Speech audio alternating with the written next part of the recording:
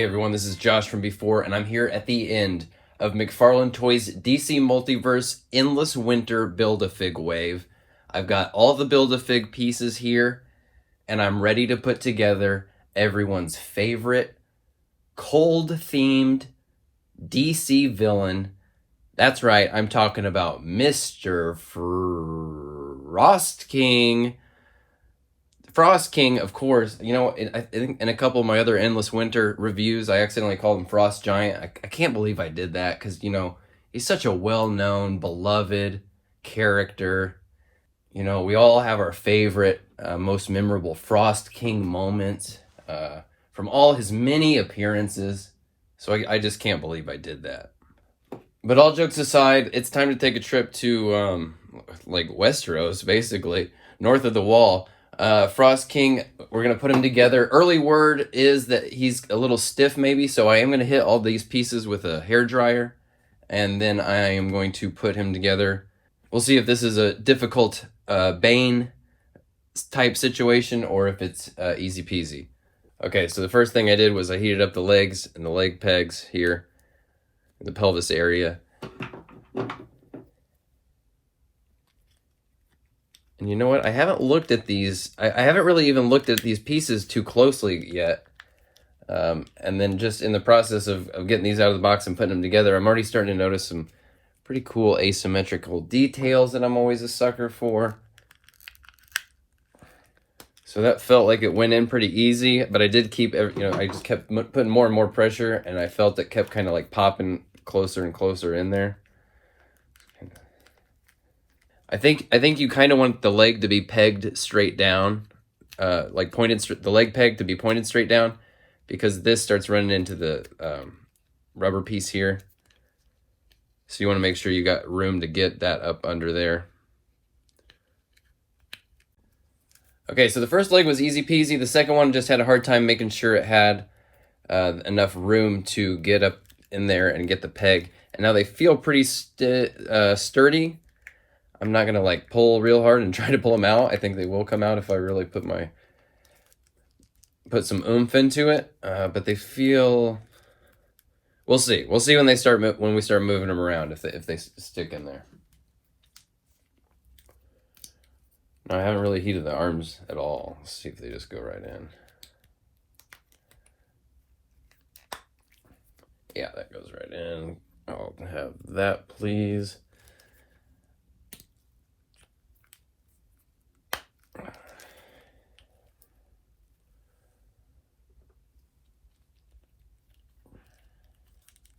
All right, so I've got all the pieces together. We'll see how well they stay together. I am experiencing a little bit of frustration right now, and I'll tell you why. The frustration is that I was really wanting to like clown on this guy and be like, "Who the hell's Frost King, and why the hell are you giving us this?" But this is just a dope ass fig. This is some like Game of Thrones, North of the Wall, Hard Home, White Walker shit, man, and it's cool. And we know Todd, you know, he's doing the Witcher stuff. He's doing Princess Bride. He's trying to give us this like medieval stuff. So it fits in well, I think, with his, you know, he's got ulterior motives.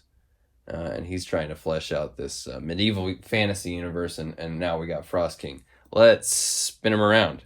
Okay, just when you thought it was safe to maybe get a little more choosy about which multiverse figures you pick up, especially if they're characters that you've never heard of and you don't have any association with, just when you thought it was safe to maybe pass on a wave that you didn't have much affinity for, they deliver this dope-ass Build-A-Fig. Damn it, Todd. It's cool.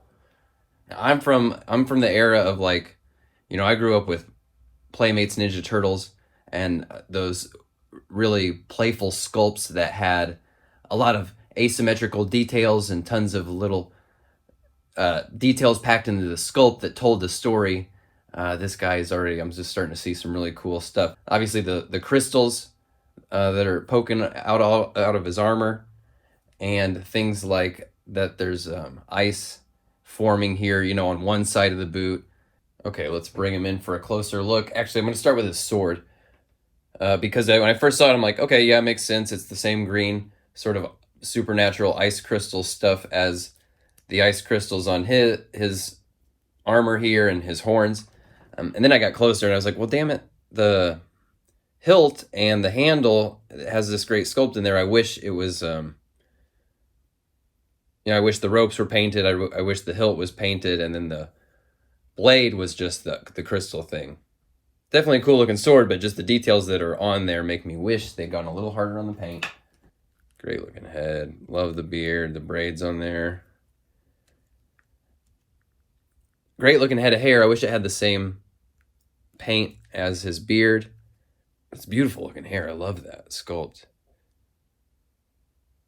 Just a great match of naturalism and a little bit of exaggerated, slightly comic booky flair. Which actually, let's look at his cape while we're looking at his back here. Just really beautiful looking sculpt, and again, it tells a story. The fur up top here, and then the cape hanging down below, and then at the bottom of the cape, ice crystals are forming. I do wish it had a bit more paint. I wish it had the same sort of wintry, snowy, frozen look.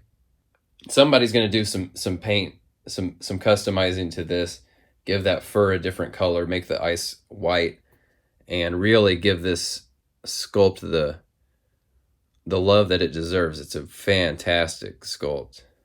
Coming around here, mismatching shoulder plates. This one's much bigger and chunkier and has bigger ice crystals, and this one has fur. It's round.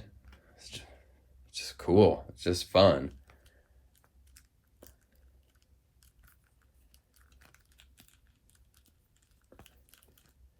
They are going to get in the way of him raising his arms up all the way. They definitely rotate. That gets a little weird. They put the armor plates are attached right here at the shoulder.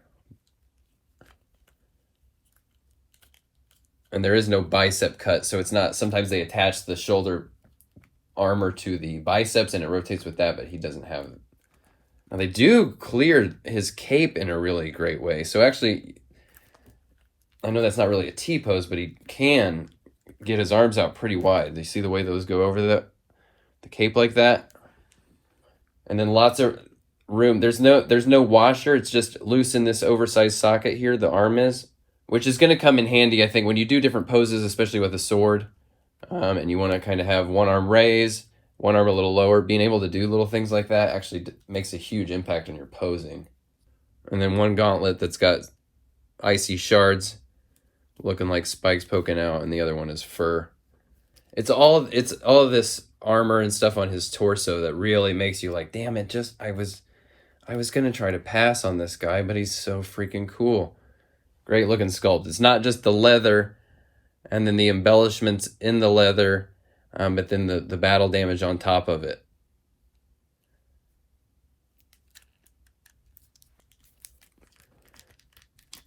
The legs go off to the side really well. Now, whether or not they can, well, shit. I mean, I guess they can go forward and back as well too, or more than I expected. I mean, I was not expecting him to be able to do this. You know, it's a good figure when I'm trying to go point by point, articulation point by articulation point, and walk you through in a kind of bullet point way, and then I just stop and start freestyling because it's so much fun to play with. That's what's going on here. Doesn't quite get 90 at those elbows, single elbows, but they do rotate, which is a big help. And it's not a ball joint, it's sculpted in wrists. I tend to prefer ball joints, especially, accessories like guns and swords. You want to be able to do that, right? So that's why I prefer, you want to be able to do this and that. So while it rotates, and that's great and all, it only has one axis for the hinge.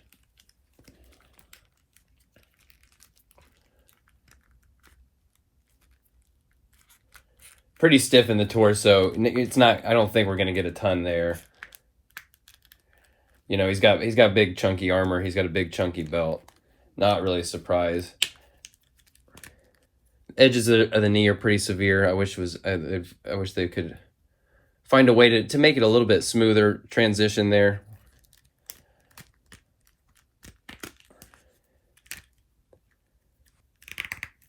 And then no ball joint at the ankles. It's the sculpted in.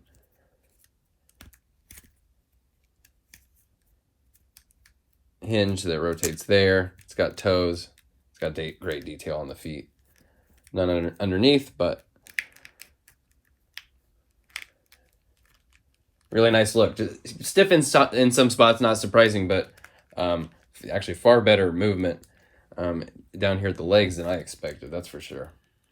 So let's look at him here with the rest of the Endless Winter Wave. You know, obviously a very big dude. Really only feels like a stylistic match to this Wonder Woman, because the Wonder Woman is this medieval wintry look.